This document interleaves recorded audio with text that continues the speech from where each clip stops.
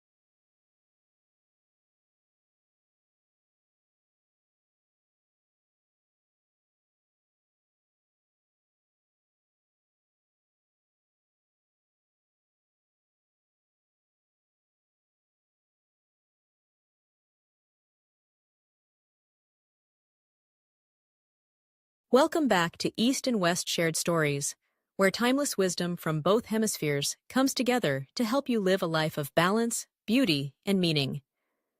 If this is your first time here, we're honored to have you. Please like this video, subscribe, and turn on notifications so you never miss a story that might just shift the way you see the world. What if folding your clothes could bring you peace? What if organizing a drawer could help you let go of guilt, anxiety, or even grief? To many in the West, tidying is a dreaded task, a chore on a to-do list. But in Japan, and through the teachings of Marie Kondo, tidying becomes an act of mindfulness, gratitude, and emotional clarity. It becomes a way to align your outer world with your inner one. This is the psychology behind Japanese tidying. And today, we unfold its quiet power. Let's begin with a scene. You walk into a room that's cluttered. Clothes piled on a chair, boxes under the bed, drawers barely closing. You feel tension, even if you don't realize it.